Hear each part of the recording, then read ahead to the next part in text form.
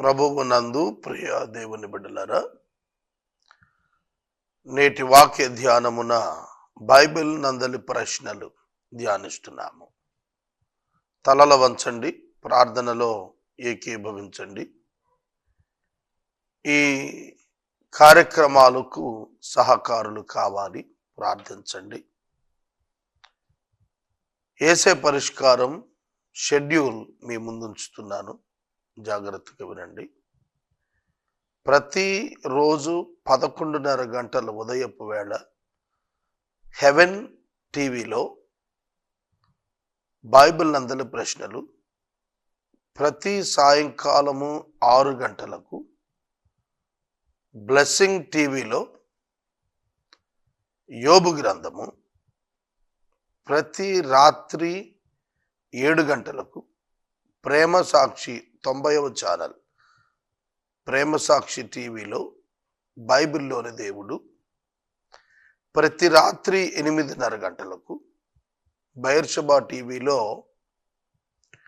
Christian career యువత కొరకు ప్రత్యేక వర్తమానాలు, ప్రతి రాత్రి 9 గంటలకు ఏసీటీ లోకల్లో బైబిల్ వరుస ధ్యానాలు, లూకాసు వార్త ధ్యానం. ఇలా యేసే పరిష్కారం ప్రసారం అవుతోంది.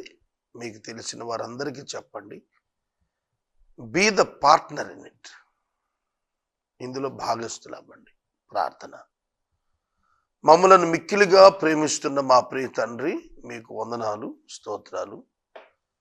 నేటి వాక్య ధ్యానం ద్వారా మాతో మాట్లాడండి. మా రక్షకుడైన యేసు నామమున ప్రార్థన చేస్తున్నాము తండ్రి, ఆమెన్.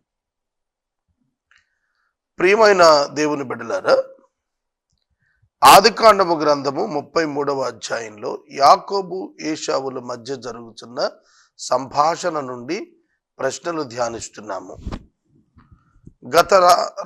గత దినము మనము అద్భుతమైన ప్రశ్న, ఏశావు అడిగిన దానికి యాకోబు జవాబు, వీరు నీకేమి కావలెను అని అడిగిన దానికి దేవుడు నీ సేవకునికి దయచేసిన పిల్లలు అని చెప్పినది ధ్యానం చేశాం. తరువాత ఇప్పుడు ఏశావు 33వ అధ్యాయం 8వ వచనంలో అడుగుతున్న ప్రశ్న, నాకు ఎదురుగా వచ్చిన గుంపు అంతయు ఎందుకు అని అడిగాను. నాకు ఎదురుగా వచ్చినది ఒక ప్రత్యేక గుంపు, అది ఎందుకు అని అడుగగా యాకోబు జవాబిచ్చాడు. ఇంగ్లీష్లో ఈ పదం చదువుతాను. Esau said, what do you mean by all this company? నీవు నాకు ముందుగా పంపించినటువంటి ఈ గుంపు ఉన్నది కదా, దీనిని పంపించిన ఉద్దేశం, ఎందుకొరకు పంపించావు? What do you mean? నీ ఉద్దేశం ఏమిటి ఆ మంద నా ముందుకు పంపటంలో అని అడిగాడు. దానికి యాకోబు జవాబు చెప్పాడు, నా ప్రభువు కటాక్షం నా మీదకు వచ్చుటకే. And Jacob answered, to find favour in the sight of my lord. In the sight of my lord, నా ప్రభువైన నీ విషయమున నీ దయ నా మీదకు వచ్చినట్లుగా, నీ కటాక్షం నాపై వచ్చేట్లుగా. దానికి ఏశావు ఇచ్చినటువంటి జవాబు అద్భుతం. సహోదరుడా, నాకు కావలసినంత ఉంది, నీది నీవే ఉంచుకో అని చెప్పాడు. And Esau said, I have enough, my brother. Keep what you have for yourself. నువ్వు పంపినది నువ్వే ఉంచుకో, ఎందుకంటే నాకు కావలసినంత ఉన్నది, నాకు కావలసినంత ఉన్నది. దానికి యాకోబు చెప్పిన జవాబు, చిత్తగించి ఈ కానుక పుచ్చుకో, నా మీద కటాక్షం ఉంచి. దేవుని ముఖం చూచినట్టు నీ ముఖం చూచాను, నీ కటాక్షం నా మీదకి వచ్చింది. నేను నీ ఎదుగు తెచ్చిన ఈ కానుకను చిత్తగించి పుచ్చుకునము. చూడండి ఎట్లా బ్రతిమలాడుతున్నాడో కానుక ఇవ్వటానికి. నీ కటాక్షం నా మీద ఉంటే, ఇచ్చేవాడట పుచ్చుకునేవాడుతో అంటున్నాడు, నీ కటాక్షం నా మీద ఉంటే. సాధారణంగా పుచ్చుకునేవాడు ఇచ్చేవాడిని అనాలి ఆ మాట, అయ్యా నీ కటాక్షం ఉంటే నాకు ఇవ్వు అని. కానీ నీకు కటాక్షం ఉంటే నా మీద నువ్వు పుచ్చుకో. బ్రతిమలాడిస్తున్నాడు.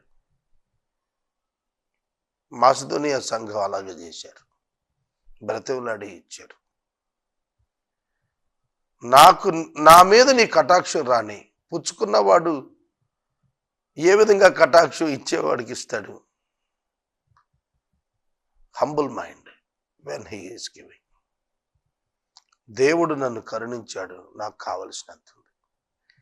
ఏశావు అన్నాడు నాకు కావలసినంత ఉందని, యాకోబు కూడా అన్నాడు నాకు కావలసినంత ఉందని. కానీ ఒక వ్యత్యాసం ఉంది ఇక్కడ. దేవుడు నన్ను కరుణించాడు, దేవుడు నన్ను కరుణించాడు. దేవుని ప్రస్తావన తెచ్చాడు యాకోబు, ఏశావు తేలేదు. తనకు కావలసినంత ఉన్నది కారణం తన ఎఫర్ట్ అని భావించాడు ఏశావు. కానీ నాకు కావలసినంత ఉన్నది కారణం నేను కాదు, దేవుడు నన్ను కరుణించాడు. అది బిలీవర్స్ యాటిట్యూడ్. ఈ వాక్యాన్ని ఇంకొంచెం నేను వివరణ ఇస్తాను, జాగ్రత్తగా చూడండి. ఎందుచేత నీవి కానుకను నా ఎదుటకు పంపితివి, ఈ భాగాన్ని నా ఎదుటకు పంపితివి. When you are giving to your brother, how should you give? ఎట్లా ఇవ్వాలి? నీ స్నేహితునికి, నీ మిత్రునికి, నీ సోదరునికి నువ్వు ఇచ్చినప్పుడు హృదయపూర్వకముగా ఇవ్వవలెను. హృదయపూర్వకముగా, కృతజ్ఞతాపూర్వకముగా, సమాధానమును కాంక్షిస్తూ, శాంతిని కాంక్షిస్తూ, స్నేహాన్ని కాంక్షిస్తూ, బంధుత్వాన్ని కాంక్షిస్తూ, దైవ సంబంధమైన నెమ్మదిని కోరుకుంటూ ఇచ్చాడు యాకోబు. ఒక మంచి బహుమానము కోపాన్ని చల్లారుస్తుందన్నాడు సామెతల గ్రంథకర్తగా సొలొమోను. వెసులుబాటు కలిగిస్తుందన్నాడు బహుమానం. ఇక్కడ యాకోబు దేవుని కటాక్షం ఆల్రెడీ పొందున్నాడు, దేవుని కనికరం ఆల్రెడీ పొంది ఉన్నాడు. అయితే మనుషుల దయ కూడా పొందాల. మనుషుల దయ యందును దేవుని దయ యందును వర్ధిల్లాడు యేసు అని వ్రాయబడింది. సమూయేలును గురించి కూడా అదే మాటలు వ్రాయబడ్డాయి. ఒక మనిషి వర్ధిల్లాలి, ఒక మనిషి వర్ధిల్లాలి దేవుని యొక్క కటాక్షములో, మనుషుల యొక్క కటాక్షములో. You must get the pleasing from people also, elders also. అది అవసరం. ఇక్కడ యాకోబు తను ఇస్తున్నప్పుడు తన అన్న దానిని చాలా స్మూత్గా తిరస్కరించాడు. అది వ్యక్తిత్వం. నాకు కావలసినంత ఉంది, నాకు వద్దు. ఒక పేదవాడు వెళ్ళి ఒక ధనవంతుడైన అధికారి దగ్గర మొరపెట్టుకొని, అయ్యా నేను ఏదో కొంచెం ఇచ్చుకోగలుగుతాను, మీకు ఈ పని చేసి పెట్టండి అని అడుగుతాడు. ఆ పేదవాడిని చూడడు, కనికరం లేనివాడు ఆ అధికారి అత్యధిక అమౌంట్ డిమాండ్ చేస్తాడు. కనికరం లేనటువంటి వాడు అన్నమాట. చూడండి, ఒక ధనవంతుడు నాకేం అవసరం లేదు, నాకెవరితో పని లేదు, నాకేమీ ఎవరి ఫేవర్ అక్కర్లేదు అని అనుకుంటాడా? ఖచ్చితంగా అట్లాంటి భావన ధనవంతుల్లో వస్తుంది. యాకోబు అలా అనుకోలేదు. నాకేంటి, నాకున్నదే నాకు చాలు, నేనెవరికి తలంచాలి, నేనెవరికి దయబొందాలి, నాతో ఎవరికి పని, నాకెవరితో పని అనుకోలే. సహోదరుడా, సహోదరి, ప్రతి క్రైస్తవుడు యాకోబు వలె ఆలోచించాలి. యాకోబు కూడా నాకు కావలసినంత ఉంది అన్నాడు. గుర్తుపెట్టుకోండి, నాకు కావలసిన దానికంటే ఎక్కువ ఉంది అనలా, నాకు కావలసినంత ఉంది అన్నారు. ఇది చాలు మన జీవితాల్లో, కావలసినంత ఉంటే చాలు. చాలామంది దానికి మించిన ప్రయాసకు వెళ్ళి నష్టపోతున్నారు. కావలసిన దానికంటే అధికంగా సంపాదించాలనుకొని వెళ్ళి నష్టపోతున్నారు. ఒక లిమిటేషన్, ఒక మానవునికి ఒక లిమిటేషన్, ఒక కుటుంబానికి ఒక కీటు, ఇంతవరకు చాలును. నేను నా బిడ్డలు జీవించటానికి, ఆరోగ్యపరంగా వచ్చే సమస్యలను ఎదుర్కోవటానికి, భవిష్యత్ కొరకైనటువంటి చిన్న భరోసా, అవి చాలు అనుకోవాలి తప్ప నాకే సమస్తం కావాలి, లోకమంతా సంపాదించాలనుకోకూడదు. కావలసినంత అనే పదం ఇద్దరూ వాడారు, అన్నదమ్ములు ఇద్దరూ కూడా. అందులో ఒక మాట స్ఫురిస్తోంది, అదేమిటంటే తృప్తి. తృప్తి తృప్తి కలిగి జీవించాలి మనం. ఇస్సాకు కుమారులు ఇద్దరూ కూడా తృప్తిగా జీవించడం అలవాటు చేసుకున్నారు. తృప్తి లేనివాడు జలగ లాంటివాడు. జలగ ఇమ్ము ఇమ్ము అంటుంది తప్ప వద్దు అని అనదు. జలగ రక్తం పీలుస్తుంది, అది నీటిలో ఉంటుంది, బురదల్లో. లోపల దిగిన వారి యొక్క రక్తం పీలుస్తుంది. పీలుస్తున్నప్పుడు చాలు అనదు, అది సన్నగా ఉంటుంది. రక్తం పీల్చడం మొదలైనప్పుడు అది 10 to 20 times పెరిగిపోతుంది. అయినా పీలుస్తూనే ఉంటుంది, ఆపదు, వదలదు. చాలు ఇక నాకు అని వదిలిపెట్టదు, అట్లా అతుక్కొనే ఉంటుంది. అట్లాంటప్పుడు చుట్ట పెట్టి అంటిస్తారు. చుట్ట తాగుతారు కదా కొందరు పల్లెటూళ్ళలో, అది హ్యాబిట్. ఒకప్పుడు ఇంచుమించుగా తాగేవాళ్ళు. ఆ అలవాటు ఇంకా పెద్దల్లో కొందరిలో కంటిన్యూ అవుతా అన్న. ఆ చుట్టతో దాన్ని తాకితే అగ్నికి వదులుతుంది, లేకపోతే వదలదు. అట పట్టే ఉంటుంది, వదలదు ఎంతకాలం. కొన్ని పశువులు నీళ్లలో దిగినప్పుడు ఈ జలగలు పడతాయి. ఆ జలగల్ని బయటికి తీసుకొచ్చిన తర్వాత తీసేస్తారు, లేకపోతే ఆ గుడ్డు యొక్క రక్తం అవి పీలుస్తూనే ఉంటాయి. They won't leave. తృప్తి లేనివాడు అలా ఉంటాడు ఆర్థిక విషయాల్లో. సంపాదన సంపాదన సంపాదన, విలువలు లేని సంపాదన, అవసరం లేని సంపాదన. కొందరు గృహాలు చూడండి, ఎన్నో వస్తువులు కొని పెట్టేస్తారు, అందులో అవసరమైన ఏమి ఉండవు. ఎందుకు వాడతారండి ఇది అంటే, ఏదో కొని పారేసామండి, అట్ట ఆ రోజుల్లో కొన్నాం, ఇక దాన్ని వదిలించుకోలేడు, దాన్ని ఇంటి నిండా డంప్ చేసి పాత సామాన్ల గుట్లా చేసుకుంటాడు ఇల్లు. మానవుడికి అవసరమైంది ఏమిటి? నాకు తెలిసి ఒక పెద్ద ఆయన ఉండేవాడు, ఆయన చనిపోయాడు, ఆయన భార్య కూడా చనిపోయింది. ఆయన ఇంటికి వెళ్ళాను నేను ఒకరోజు. ఒకప్పుడు చాలా సామాను ఉండేది ఆయన ఇంట్లో, ఆయన ఒక్కడే ఉంటున్నాడు.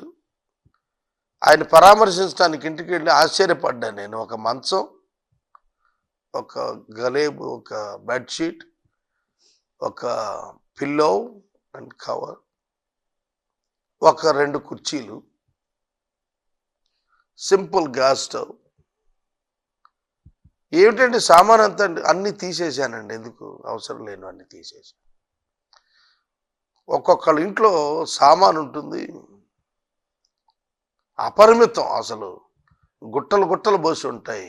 వంట పాత్రలు కానీ అవి ఇంకా కావాలి, ఇంకా కావాలి. ఎవరికి ఇవ్వరు, ఎవరితో షేర్ చేసుకోరు. అవి ఎవరికైనా ఇస్తే 10 కుటుంబాలు బతుకుతాయి, 10 కుటుంబాలు బతుకుతాయి. నేను మనవి చేస్తున్నాను, తృప్తి కలిగి జీవించారు వాళ్ళు. నాకు కావలసినంత ఉంది, నాకేం తక్కువ చేయలేదు దేవుడు అనేది ఇద్దరి యొక్క సాక్ష్యం. ఇద్దరు సాక్ష్యం ఇచ్చారు. తర్వాత దేవుడు నన్ను కనికరించి ఇచ్చాడు నాకు కలిగిందంతా. ఈ భావన యాకోబులో ఉంది. యాకోబు ఏది చూచినా వెంటనే he remembers God, he remembers God. ఇమ్మీడియట్గా దేవుడు తలుచుకున్నాడు, దేవా ఇది నువ్వు నాకు ఇచ్చావు, నీకు అదనాలి. కనుక నేను కూడా ఎప్పుడు దేవుని స్తుతిస్తాను. ఎందుకంటే I never get anything out of my personal effort. నా చుట్టూతో కనిపించే ఏ వస్తువు కూడా నేను సంపాదించింది కాదు. నా గృహంలో లేదా నేను కలిగి ఉన్న కార్యాలయంలో ఒక్కొక్క వస్తువును చూస్తున్నప్పుడు ఒక్కొక్కరు గుర్తొస్తూ ఉంటారు. ఎందుకంటే అవన్నీ ఎవరో సమకూర్చారు. నా ముందు టేబుల్తో సహా, కెమెరాతో సహా, నేను కూర్చున్న ఈ కుర్చీతో సహా, నా ముందున్న computers, mic system, lighting system, ప్రతిదీ ప్రతిదీ ప్రతిదీ. Whenever I see I remember my god. నేను ఎప్పుడు చూచినా నాకు కలిగినవి నా దేవుని జ్ఞాపకం చేసుకుని, it's lord, it's your gift to me. మరి మనం బిడ్డలను చూచినప్పుడు దేవుడు నాకు ఇచ్చిన బహుమానాలని, భార్యను చూచినప్పుడు దేవుడు నాకు ఇచ్చిన ఒక ప్రసాదం అని తలుస్తామా? దేవుడు కనికరించి ఇచ్చాడు. These all are for my personal use. God favoured me. దేవుడు నన్ను కనికరించాడు అని యాకోబు చెప్పాడు. Attitude of a believer must be like this. ఒక విశ్వాసి యొక్క ఉద్దేశాలు ఈ విధంగా ఉండాలి. నేను కనికరించబడ్డాను, అందుకే నాకు కావలసినంత ఉంది. తర్వాత మరొక అందమైన అంశం ఇందులో నేను గమనించింది ఏమిటంటే, బ్రతిమలాడి మరీ ఇవ్వటం. బ్రతిమలాడి మరీ ఇవ్వటం. నీ కటాక్షం నా మీదకు రావాలి అని అడిగి ఇచ్చాడు. ఆయన నాకు ఉంది వద్దన్నాడు. మళ్ళా అంటున్నాడు, నీ కటాక్షం నా మీద ఉంటే దయచేసి తీసుకో, ప్లీజ్ యాక్సెప్ట్ మై గిఫ్ట్. ఇదేంటండి? ఎవడైనా బతిమలాడి ఇస్తాడా? మాసిదోనియా దేశస్తులను గురించి కొరింథీ పత్రికల 8వ అధ్యాయంలో పౌలు గారు మాట్లాడుతున్నాడు. వారు నిరుపేదలైనను వారి దాతృత్వము విస్తరించెను. వారు నిరుపేదలైనను వారి దాతృత్వము విస్తరించెను. వారు బ్రతిమలాడి ఇచ్చి ఉన్నారు. వారు బ్రతిమలాడి ఇచ్చి ఉన్నారు. ప్లీజ్ టేక్ దిస్ అని ఇచ్చారు. నాకు వద్దు బాబు అంటే కూడా, లేదు బాబు తీసుకోయ్యా అని ఇచ్చారు. అర్థమవుతుందా? ప్రియమైన దేవుని బిడ్డలారా, ఒక క్రైస్తవుడు అడిగించుకుని ఇవ్వటం కాదు. ఒక క్రైస్తవుడు ఇచ్చినప్పుడు అడిగించుకుని ఇవ్వటం కాదు. అడగకుండానే సంతోషంగా, ఇష్టపూర్వకంగా, కమిట్మెంట్తో ఇవ్వటం. నాకు ఒక అన్న చేస్తున్న సేవ తెలుపబడింది. నాకు అనిపించింది వెంటనే, ఈ ఆదివారం దేవుడు నాకు ఇచ్చే కానుక పరిచర్యలో వారికి పంపాలనుకున్నాను. వారికి తెలియదు నేను పంపించాను నిన్న. ఎందుకు చెబుతానంటే, నేను ఉదాహరణలు నాకు చాలా తక్కువ వస్తుంది, అయినా సరే నేను ఇచ్చేది ఆ అన్నకి చాలా చిన్న మొత్తం అవ్వచ్చు. బట్ దాని వెనుక నా కమిట్మెంట్, నా యొక్క ప్రేమ, నా కన్సర్న్, నా యొక్క రెస్పాన్సిబిలిటీ నేను ఫీల్ అయింది. ఆయన గుర్తించాలనుకున్నాను. దేవుడు మన ఎదుటకు అనేకమైన విశేషాలు తీసుకొస్తున్నారు. మనం స్పందించలేకపోతున్నాం. ఐహిక విచారాల కారణం చేత మనం ఎవరికి ఏమి ఇవ్వటానికి ఇష్టపడం. రేపు ఎందుకన్నా సరే ఉపయోగపడుద్దేమో అని అనుకుంటాం, కానీ ఇప్పుడు అవతల వారికి ఇది ఉపయోగం, ఇది ఇద్దాం అనే భావన మనలో రాకపోతే మనం సరిగా ఆలోచిస్తున్న వాళ్ళం కాదు. ఇది నా వ్యక్తిగత భావన. మనకెప్పుడో అవసరం, that's okay, God will provide there. ఇప్పుడు వీళ్ళకి అవసరం, వీళ్ళకి ఇద్దాం ఇప్పుడు అనే భావన విశ్వాసికి రావాలి. అలా రాకపోతే వాడు విశ్వాసి కాదు. ప్లెజర్ గివింగ్ కావాలి. ఇచ్చేటప్పుడు ఆహ్లాదంగా ఇవ్వాలి. ముఖం ముడుచుకుని బాధపడిపోతా, బాబు ఎందుకు ఇస్తున్నామండి మేము. చాలా పెద్ద అధికారి ఉన్నాడు ఏలూరులో, వెరీ వెరీ బిగ్ ఆఫీసర్. ఆయన భార్య మా కలెక్షన్ బ్రదర్తో అడిగారట, బాబు ఇంకా ఈ స్కీమ్ ఎంతకాలం ఉంది అని. వాళ్ళు ఇచ్చేది ఒక 100 రూపాయలు ఎంతో ఇస్తారు. ఈ స్కీమ్ ఎంతకాలం ఉంది ఏమిటండి? Is it scheme? Giving to God is not a payment of scheme for getting some article or getting some blessing. It's thanksgiving. It's not a scheme to get the things for us. మన giving thanks గివింగ్తో ఉండాలి. కృతజ్ఞతాపూర్వకంగా దేవునికి జీవిస్తూ ఇవ్వాలి తప్ప ఒక scheme కడితే ఏదో ఒక వస్తువు వస్తుంది అన్నట్టుగా కాదు. ఇవాళ చాలా మంది గివింగ్ ఒక స్కీమింగే, ఎంత ఇస్తే ఎంత వస్తుంది అన్నట్టుగా ఇస్తున్నారు. No use of that. దానివల్ల ప్రతిఫలం లేదు. నువ్వు ప్రతిఫలాపేక్ష లేకుండా ఇవ్వాలి. యాకోబు మరలా తిరిగి ఆశించలా ఏశావు నుంచి. యాకోబు గిఫ్ట్ ఇచ్చాడు కనుక ఏశావు కూడా ఖచ్చితంగా ఏదో గిఫ్ట్ ఇవ్వటానికి పూనుకుంటాడులే అని అనుకోలా.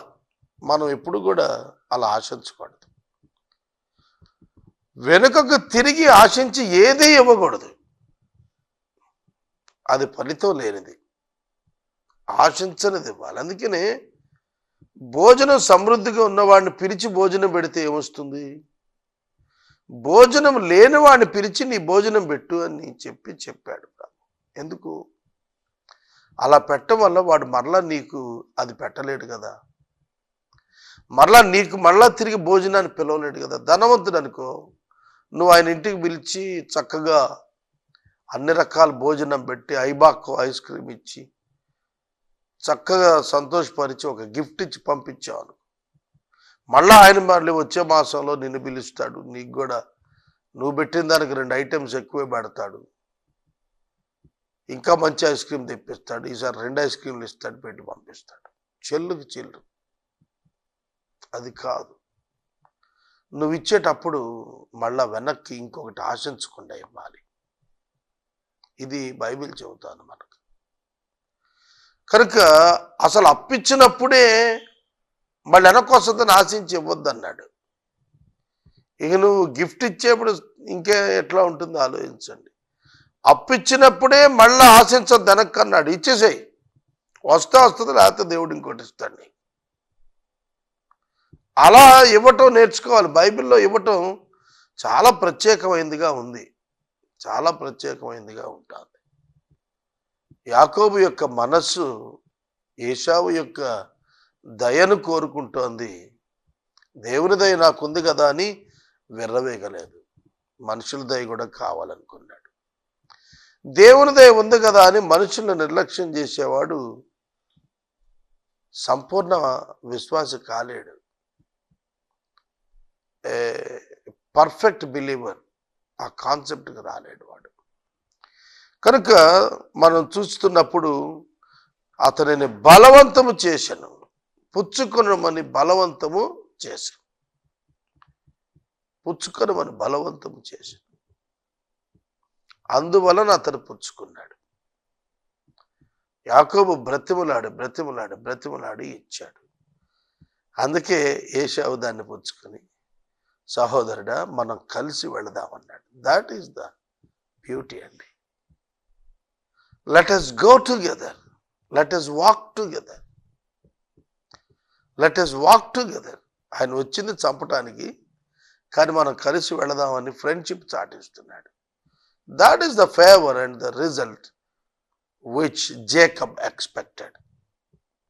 యాకోబు ఆశించింది అదే, ఆ సహృదయమే, ఆ మిత్రత్వమే. మనము ఈ లోకంలో అనేక మందిని మిత్రులుగా అంగీకరించాలి, చేసుకోగలగాలి. ఆ భావన మధురంగా ఉంటుంది. వీళ్ళంతా నా వాళ్ళు, నా మిత్రులు, నేను వారికి మిత్రుడిని, నాకు శత్రువు వద్దు అన్నట్టు మనం జీవించటం నేర్చుకోవాలి. నేను వాక్యాన్ని నిలుపుదల చేస్తున్నాను.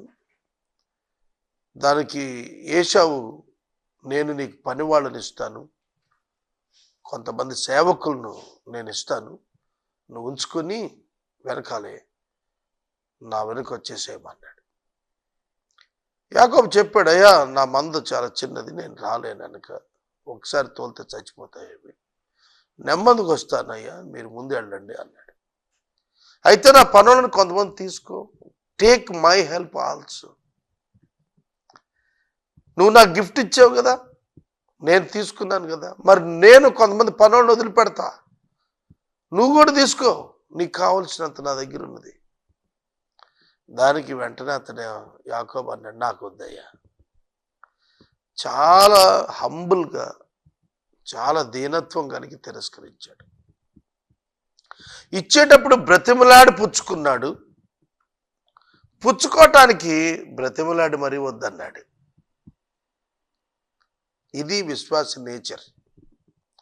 ఇచ్చేటప్పుడు బ్రతిమలాడి ఇచ్చాడు, పుచ్చుకుంటానికి బ్రతిమలాడి వద్దు అన్నాడు. వద్దు వద్దు వద్దు వద్దు వద్దు, ప్లీజ్ వద్దు, నాకున్నది కదా, మీరు శ్రమ తీసుకోవద్దు అన్నాడు.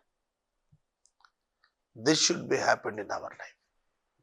మన జీవితాల్లో ఈ ప్రశ్నల ద్వారా ఒక మంచి సంప్రదాయం, ఒక మంచి హృదయం నేర్చుకుందాం.